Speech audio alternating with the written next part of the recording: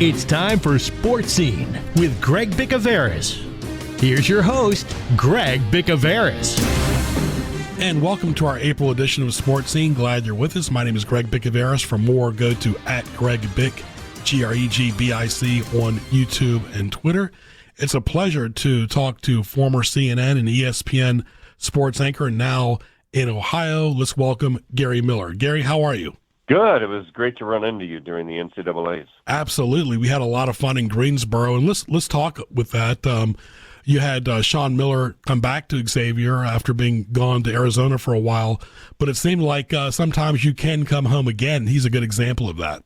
It's been great. We had a relationship with Justin Steele and, of course, Chris Mack before that, but things just didn't work out. I mean, Xavier's they're just supposed to be in the NCAA tournament and not have a drought from 2018 to now, and Sean Miller immediately got him back in there. Obviously, he inherited some of that talent, but there's no comparison. I mean, he is one of the elite coaches in college basketball and done a lot to get that program back to where it wants to be, but they also want to eliminate a stat that we aired last night. No team, no school has won more games without reaching a Final Four than Xavier. With their 2 wins this year, they're up to 30. So they want somebody to pass them soon. Yeah, congratulations to UConn, but you did see a couple of smaller schools like Florida Atlantic and San Diego State, but they were no match for the big team. I know you know this, Gary. You worked in network television for years. It's great to have an underdog-type team in the Final Four, but as far as the ratings, still the Blue Bloods, like Connecticut, still seem to draw more. Yeah, absolutely, because teams, fans, the general fan, even those people that show up just in March and the first week of April to get their pool sheet in, some of whom probably did really well this year because of all the shocking outcomes, but they're looking for the teams they've at least heard of. And if you're from a small conference like San Diego State is, or Florida Atlantic, they just have no familiarity with them unless they happen to have, some guy who's destined for the lottery in the NBA. Absolutely. And of course, it's familiarity too. The coaches in college seem to be the stars, while, in professional sports, it's more about the players. But it's definitely the case. People like big heroes. They like stories. They like numbers. Let me get your thoughts before we talk about some of your career about the women's Final Four. You did see, to me, in my opinion, the incident afterwards between the LSU and the Iowa player. We'll just leave him nameless for right now. But, kids do that stuff. Teenagers do that. I remember when I was a kid, when I would score an occasional point over somebody, occasionally I would say face. But I just thought the timing of it was really bad when that happened after LSU won. I agree. That was what the worst part is to me is you're afraid to even discuss it because people take such strong sides on both sides and then introduce all these other elements into it that really had nothing to do with. But that was my problem with it, was, heading for the handshake line.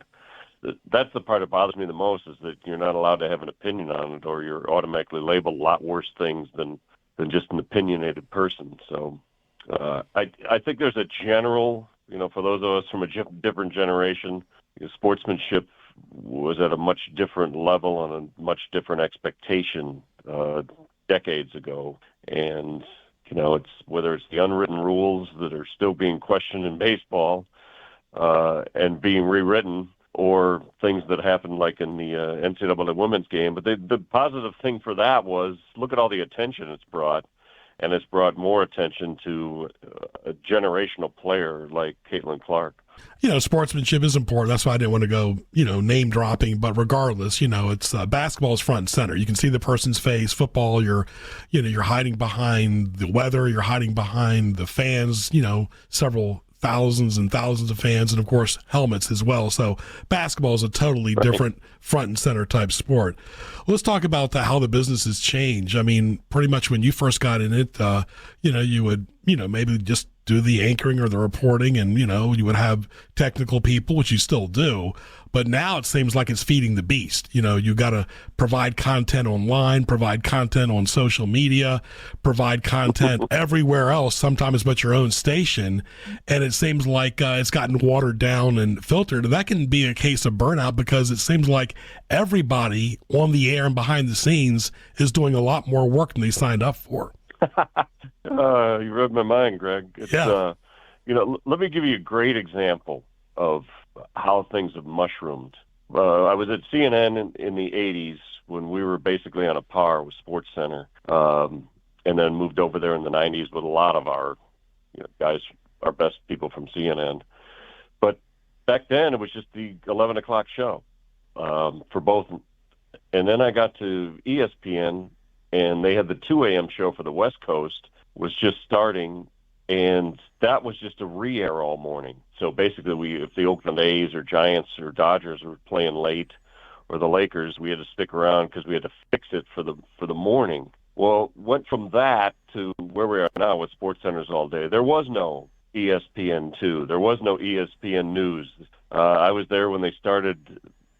One of the things I regret is that ESPN Classic and what it used to have, and I used to do a lot of stuff for them, is now just another outlet in case some game runs over and they can put it on there. They don't really run the historic stuff anymore on that outlet. But none of those existed. The ESPN.com didn't exist. Mm-hmm. So it's amazing how all that has grown and how exponentially it grows. Those things took a year or two to develop, whether it's ESPN Radio starting up or any of those things. And now, there's all these brand ESPN Plus, and now it's a wing of Disney, and I can't even keep up with all of it anymore. But yeah, I remember when I was doing games for ESPN, how we used to be upset that we would get done with a post-game interview on the field or calling the game from the booth, and we'd have to do some sort of 1-minute thing for the web. And we thought, who the heck's going to see this? And nobody even has this website anymore, and now you see what it's become. Or I was there when we first started tinkering with HD broadcasts on baseball during spring training games, and we were doing test games with that and going HD. I mean, nobody even has HD, so it's just astonishing the growth that's happened. And remembering from getting into the business in 1978 and watching it grow sort of slowly over those years and bit by bit to now where it just changes almost monthly. You've got something new that you've got to address. Yeah, and it seems like you're only as relevant as the latest content you put out there. That's the thing. You're constantly humbled because every day is a new day on Twitter or a new day on YouTube or a new way somewhere to put your content out there. But you look at those days at CNN, of course, Larry King was doing his show every night at 9 o'clock Eastern, but you had in sports, Huber, Charles, Patrick, Fricky, yourself, Sager, Hickman. I mean, you had a who's who of sportscasters there. Yeah, it was a great team. And really the thing that can't be mentioned enough is that Bill McPhail, who had been at CBS and hired Musburger there and got Gifford on the air, is a real innovator. He had come over to be the president of CNN Sports when CNN was born, and he had an incredible eye for talent that continued through Vince Cellini, Dan Hicks, and Hannah Storm. But he was just the greatest boss you could ever have. He was Lee McPhail's brother, the former AL president, and Larry McPhail was their dad, who was a crazy man, and Bill kind of took after him. But I can't say enough about what he did and how he not only could find talent, but allow it to blossom and, use it in the right way to maximize it.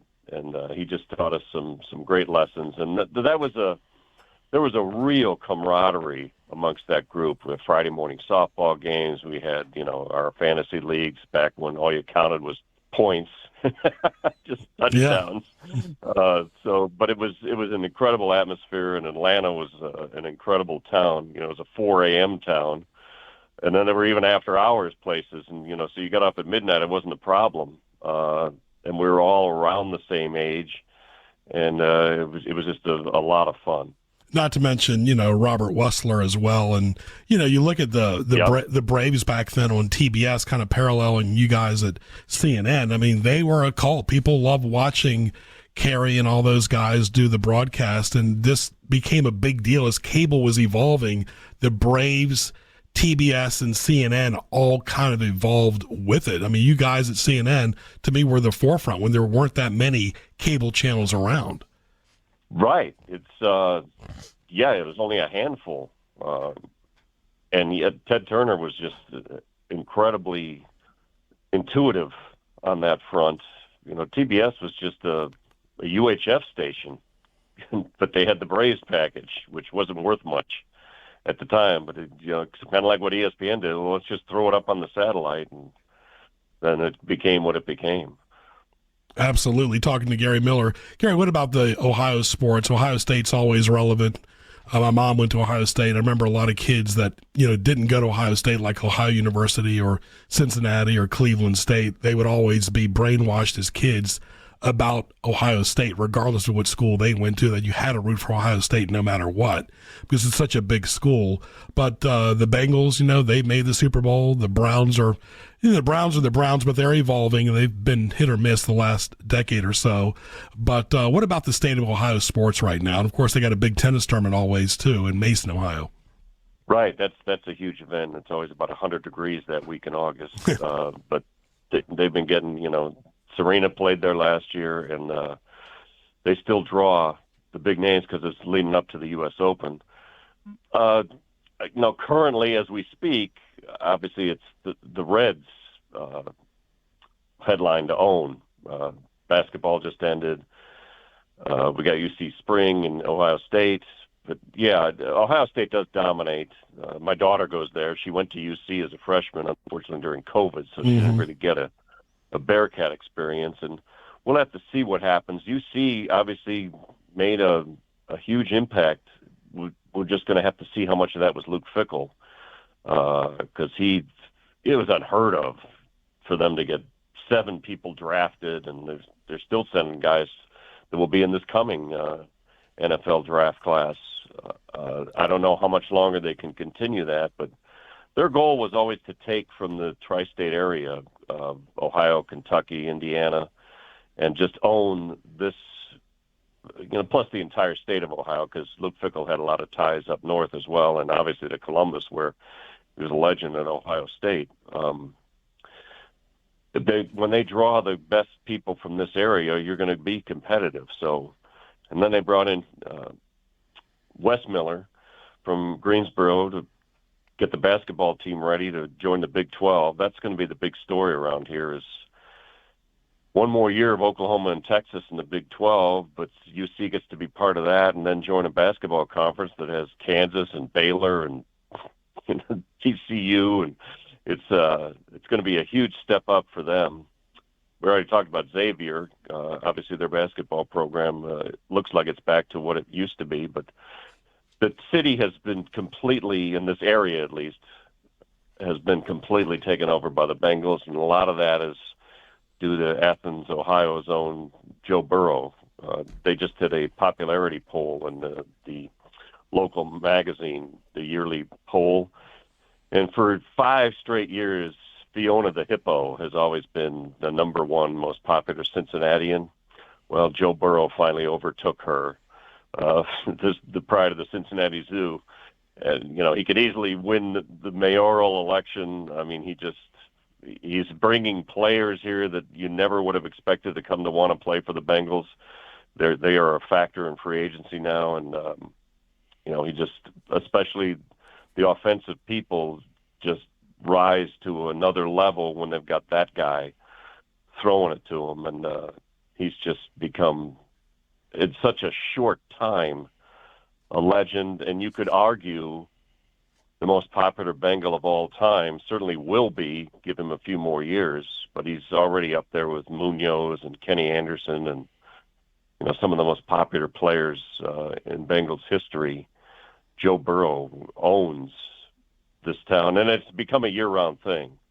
With the draft coming up, that's all you do is hear about what are the Bengals doing, and having traveled with them for these 2 playoff runs, plus lived through those 2 and 4 win seasons when Zach Taylor first came, it's been a great story. And to see the fervor that this team has created around here is just transformational, from being one of the lowest attended teams in the NFL to now being one of the most sought after. And, you're going to see them a lot more on national TV too. And a lot of that is the Burrow factor, but also Chase and Higgins. And they've got some outstanding, interesting defensive players as well. And, Taylor is going to be mentioned, needs to be mentioned with some of the top coaches in the NFL. It's incredible that, he himself said one of the most amazing things is that if they don't give him this opportunity, when they hired him, kind of a shocking out of nowhere hire of a quarterback coach from the Rams to be their head coach to replace Marvin Lewis, who had been here for eternity, he may never have gotten this shot. Imagine that. Now here he is in back-to-back AFC championship games and coming within half a minute of possibly winning that Super Bowl against the Rams. Yeah, and last question, Gary, we'll get you back on again here, is, of course, Urban Meyer was a great coach at several places, but he was dead wrong about Burrow at Ohio State. How he looked over Burrow might have cost Ohio State another national championship. I'm just sorry. My dad and I met Woody Hayes before he passed away in 1986. He died in 87. We met him in the summer of 86. Urban Meyer, you're talking to a true Ohio State fan, was dead wrong about Burrow. Yeah, Joe had a little bit of an injury problem then, and obviously they had a pack of, as they've continued to do, have great frontline NFL caliber quarterbacks there in Columbus. But Joe, the great thing that Urban Meyer did for Joe, absolutely motivated him to become who he is, and he will say, without that experience at Ohio State, and he still loves Ohio State, still is great friends with the Bosas and a lot of those guys that he did play with there when he didn't win the job. He does say that was a huge, without that experience and that setback, he wouldn't be what he is today. Absolutely. Gary, all the best, my friend. Continued success in Ohio. Very nice meeting you, of course, in Greensboro. And, of course, thank you for enlightening us over the years on all the networks you've been on, local, regional, and national as well. Pleasure to be with you, Greg, and looking forward to listening to the show. Absolutely. Gary Miller right there, formerly of CNN, and, of course, ESPN, now doing great things in the state of Ohio, a true treasure in the Midwest. Stay tuned. Sports Scene will continue after this. Oh Yummy Sushi Japanese restaurant in Kemps River is open and ready to serve you, featuring an all-you-can-eat experience with signature dishes from the kitchen and fresh sushi prepared for you. Oh Yummy Sushi is open for lunch and dinner daily with dine-in, carry-out, as well as DoorDash, Uber Eats, and Grubhub. Located at 1255 Fordham Drive at the Kemps River Crossing.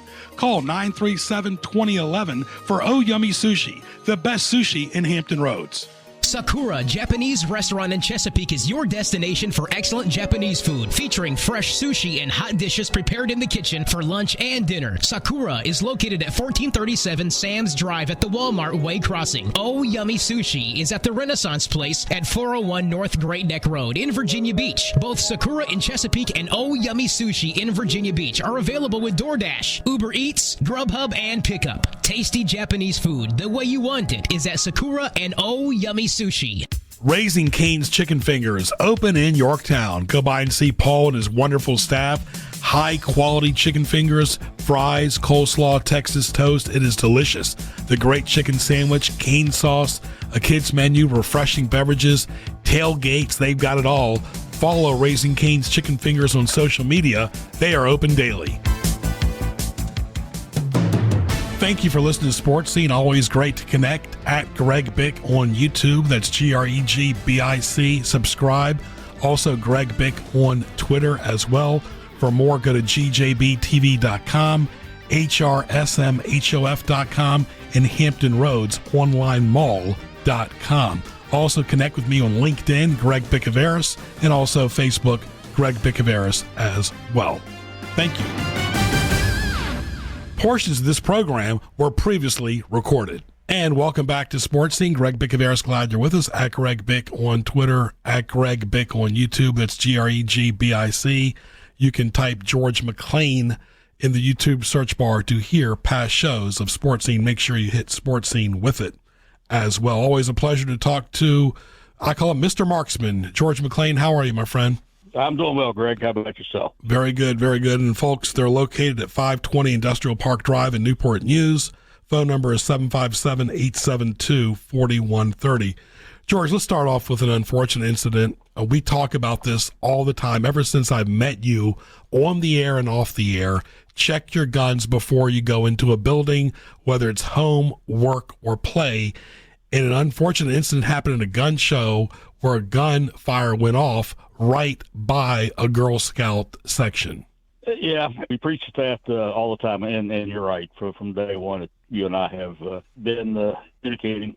Gun safety is always at the top of the list, and there's more than one item on that list. And as we go down the list, every time we talk the next time, it seems like we need to add something else to it. People just, I don't know if they get complacent, if they just, I don't know, lose interest in, maintaining that level of safety. But if you're going to carry a firearm, you've got to know its status at all times, and where it is and where you can take it out and where you can't take it out. And so those types of incidents are very unfortunate. Absolutely. At least nothing negative happened, but there was some drama there because it did caused an interruption, and it was, just a grievous situation. It was not positive at all. So stuff does happen.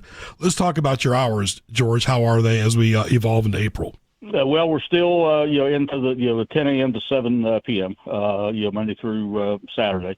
So we still have it open back up on Sundays. We're evaluating that really on a weekly basis, but we just haven't seen that need right yet. We are reserving Sunday for our concealed class times when we have that. We usually have those once or twice a month. But the rest of the time, I mean, it's working out pretty good. And every time I go in there, the showroom is always packed. And of course, you encourage people to walk in and browse, shop, and visit, of course, all the different products and accessories, and make reservations as well. But you are pushing your online store more online, and it is getting some action. It is. I want to kind of qualify that a little bit, because there may be those out there listening that remember presidential candidate Hillary Clinton wanting, she was just adamantly against buying firearms online because she didn't understand what the process was. You're not buying a firearm. Well, technically, you're paying for that firearm online, but you can't order that to come directly to you at your house or any place other than an FFL dealer, which we are.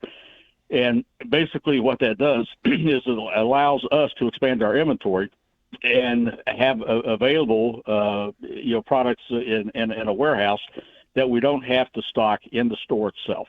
And so that stuff is online, and when you go and order that, you pay for it. It gets shipped into the store, and then you have to come into the store and do the federal and state paperwork, just like you would if a gun is laying in the counter, and you walk in and point at that one and say, "That's the gun I want."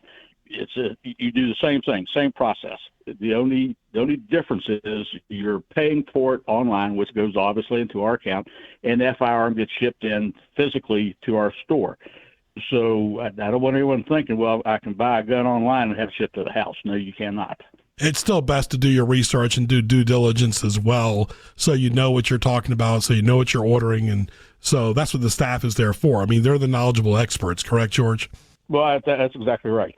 So if you're spending some bucks, so get yourself educated and make sure that that's the firearm that you want, because you're not going to be able to take delivery of that firearm and then bring it back a month later and say, well, I don't like this, I want a refund. It doesn't work that way either. It's like buying a new car. You drive it off the lot. It's now a used car. You're not going to come bring it back in and get a refund for a new car. It's no longer new. You've used it. Same thing with a firearm. It's done with the same thing in mind. You can certainly bring the gun back and trade it in on something else, but you're not going to get a new price. It's now a used firearm. talking to George McClain from the Marksman and Newport News. Make sure you like the Marksman Firearms Training Center and Indoor Shooting Range on Facebook. Excellent website as well. Like George always mentions, great updates are on Facebook more regularly. It's just easier and accessible as well. Now that the weather is warmer, George, and people tend to let their guard down, doesn't mean you need to be less safe when you go out in public. You always, like my grandmother would say, 2 eyes in the front, 2 eyes in the back. Just because you have your guard down doesn't mean the person next to you does. Well, that's right. As the weather warms up, obviously more people, come out and do things. And those are the good folks, but you're also going to get typically an increase in the bad folks. The challenge as the weather gets warmer and we all wear a lesser amount of clothing, no jackets or typically or anything like that. Occasionally, tank tops or shorts or whatever, becomes then a challenge of if you're properly permitted, that means with a concealed carry permit, to carry a concealed firearm, where are you going to carry it on your body? So you need to, put your head in the thinking mode and consider what you're going to be wearing and what the best way is to carry that firearm, concealed, so that you are protected. And then if you're going out and, participating, with the crowds at different venues, you need to know the rules of those particular venues, whether they allow the carriage of firearms. You don't want to get yourself in a situation where you inadvertently walk in someplace that you're not allowed to carry. Now, you could always throw the argument up, well, they have to catch me first. They got to see it. If they don't see it, they don't know it. Well, that's true, but Murphy's Law being what it is, something's going to happen that's going to, on someone expose that firearm, and they're going to be in trouble. So obey the law. That's, we preach that on a daily basis. Don't make up your own rules. Follow the rules of the venues that you're going to and obey the law.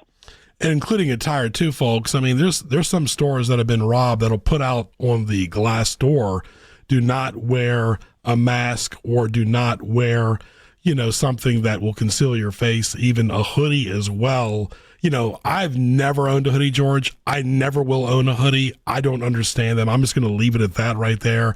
Ken and I have talked about that as well. What's the point? What are you covering up? Because it's scary stuff for the clerk at the desk when they don't know who is walking in the door, especially during the fall and winter when it gets dark early. Well, that's exactly right. And especially if it's out of season, if it's warm and someone's wearing a hoodie, why? Now you're hiding something. It's illegal for an adult to wear a mask anyway. Out in in public, you can't do that. Kids can, Halloween, all that kind of stuff. Adults, you cannot. We have a policy in the store, kind of twofold. If you got a hoodie on, we're going to tell you to stop at the door and pull that hood down. Your face has to be visible. We've got cameras all over the place. We want to know who's coming in, what you're doing when you're in there, and see when you go out.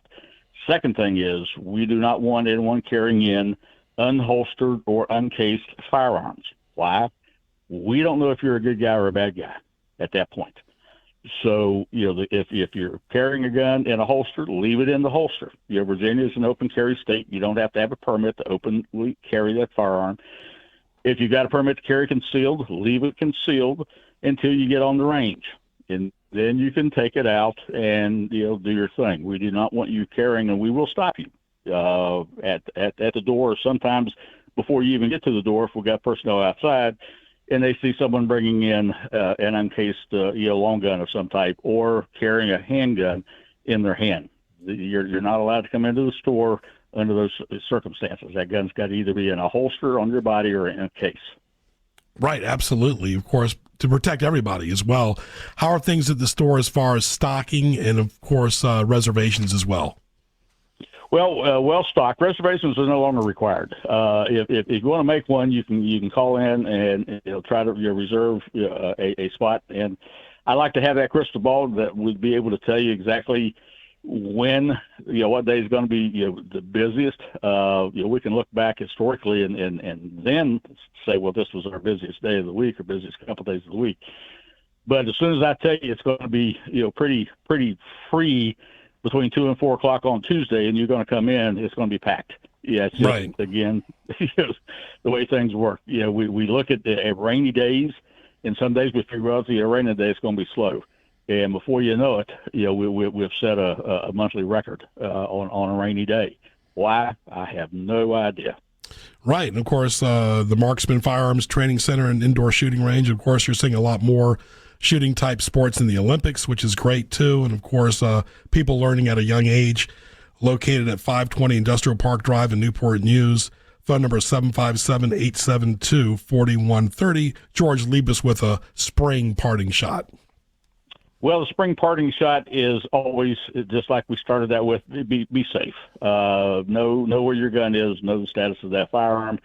Enjoy this nice weather. It's coming up. I think today's supposed to be like 84 degrees here where I am today in York County and Newport News.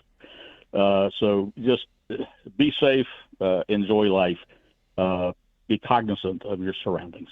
And also, too, George, I want to add to that, if you're close to somebody and their behavior changes and their moods change and their personality changes, that's also a red flag, too, that something could be wrong, because you see a lot of lone wolves out there that just are not people persons and their word means nothing. And you have to wonder about that.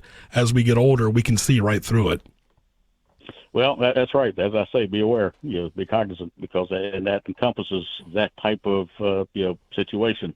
If you notice something, if it doesn't look right, you get that gut feeling it's not right, go with your gut. Get out of that situation. Very good. George, all the best to you and your team there in Newport News. Keep up the good work, and we will talk to you in the month of May. Thanks, Greg. You stay safe. My pleasure. You too, George. George McClain right there from the Marksman Training Center and Indoor Shooting Range. Stay tuned. Mi Hogar is your restaurant for the finest Mexican cuisine in Hampton Roads. At Mi Hogar, everything is prepared fresh in a casual and comfortable atmosphere. Enjoy traditional favorites such as quesadillas, tacos, burritos, and fajitas, as well as refreshing beverages. Mi Hogar is located at 4201 Granby Street and is a tradition in Norfolk. Call 640-7705 and log on to MiHogarMexicanRestaurant.com. At Mi Hogar, there's something for everyone. Buffalo Wild Wings in Newport News. Great lunch and dinner, late night at Buffalo Wild Wings. Delicious food, wings, appetizers, beverages, all the games on TV. Open 7 days a week. Like Buffalo Wild Wings on Facebook. Friendly and hardworking staff. Jefferson Avenue in Newport News by Patrick Henry Mall. BJ's Restaurant Brewhouse, home of the Pizookie, Tech Center, Newport News, lunch and dinner, huge menu, salads, appetizers, burgers, entrees, desserts, open daily for lunch and dinner, late night dining, great place to unwind, eat, relax, and watch sports on TV. BJ's Restaurant Brewhouse in Newport News.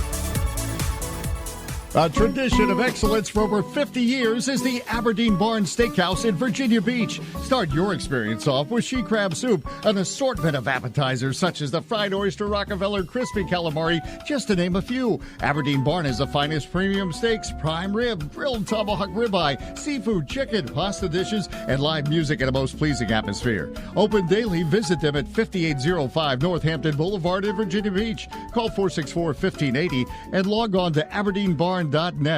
So, what's Greg's problem? I'm very mad! God, I'm so mad right now! I know you're mad. I know you're upset. It's time for What Tees Greg Off. All right, what tees me off right here on Sports Scene, Greg and Ken, glad you were with us. Ken, when you get your grass cut and it looks like a couple days later it needs cutting again. What's up with that? There's no excuse for that. The grass should be more cooperative. Right, and also the lawn mower and the lawn man should cut it a little bit shorter. Right. I'm just saying, recreating narratives, especially with exes, that do not exist in reality, meaning if they say they're going to call you or do an action, they need to back that up. It gets old when you're in your 40s and they can't follow through. Sure, that's like gaslighting almost. Yes. Yeah, do not gaslight anybody. Do not waste time on things you can't change or influence. You're just going in circles, Kenny. You're going to beat your head against the wall. What tees you off? What tees me off, number one, bad grammar. I don't care if it's in an article or text or spoken word. It's a turnoff. I don't like it. Agreed. Meetings in a conference room or a Zoom call, I don't care. 9 out of 10 meetings completely useless, unnecessary. I don't know how sales reps get a quota if they are in meetings all the time. And finally, obnoxiously loud yawning. We get it. We're tired too. Relax. Especially face to face. It's like, what are you trying to do? All right, that's what teased me off. I want to thank our guests today, Gary Miller and George McClain. For more, go to gjbtv.com. Don't forget to celebrate Cinco de Mayo at Mi Hogar in Norfolk for lunch and dinner. At Greg Bick on Twitter, at Greg Bick on YouTube as well, and some great Audacy app news right here for Sports Scene. For Ken Carson, I'm Greg Bicouvaris. We'll talk to you soon.